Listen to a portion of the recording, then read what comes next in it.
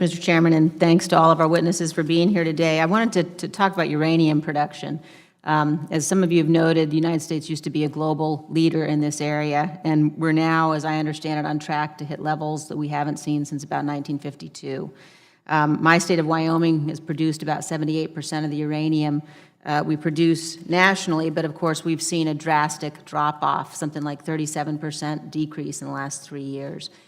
When you consider how crucial uranium is, both from an energy security as well as a national security perspective, leaving us in a situation where we are dependent upon foreign sources, and in particular, sources like Russia and Kazakhstan, I think should give us all grave concern. And Ms. Sweeney, I'd like to ask you first if you could talk about some of the things we might be able to do to turn this problem around, some of the changes we might be able to make to help restore our own domestic uranium industry. Absolutely. Thank you for the question. I do think that the permitting issue plagues the uranium mining process, just like it does for most hard rock minerals here in the United States. But I think regulatory certainty is another issue.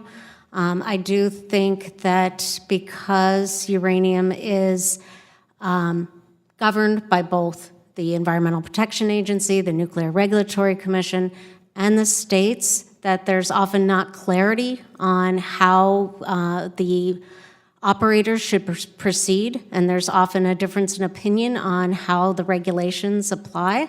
So I do think some additional clarity, particularly as relates to EPA's rulemaking. It's Part 192 rulemaking on groundwater. I do think that the proposal has created a lot of confusion, and that needs to be addressed. I also think that the DOE stockpile issues need to be addressed. It's really not fair for the uranium market to be influenced by government dumping of those stockpiled materials when it's already struggling. And I think better assessments need to be done of the market before DOE releases any more materials. Thank you. I appreciate that and agree with you completely. Mr. Favors, I would note that I believe we're now in a situation where we have no more domestic enrichment of uranium underway. Could you talk about what impact that could have on our national security to the extent that you can in this setting? Ma'am, thank you for your question. Uranium is not on our current list of materials for review. So I would not want to give you information that I'm not that familiar with.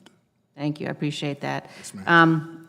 Let me ask then Mr. Hitzman, if you could comment on this issue. It seems to me when we're in a position where we no longer enrich uranium and when we're dependent on adversaries for supply, that we've driven down our own market and we're putting ourselves in a very vulnerable situation. I'm afraid I'm in the same position as Mr. Favors. The USGS looks at uranium resources in the country undiscovered, but in terms of enrichment, that's Department of Energy, not the USGS. All right. Well, let me just assert for the record that it's, as Wyoming's representative, as a member of this committee, and as a member of the Armed Services Committee, it's an issue that we put ourselves in what I think is quite a dire situation and handicapped our own domestic industry. And with that, I'll yield back the balance of my time. Thanks, Mr. Chairman.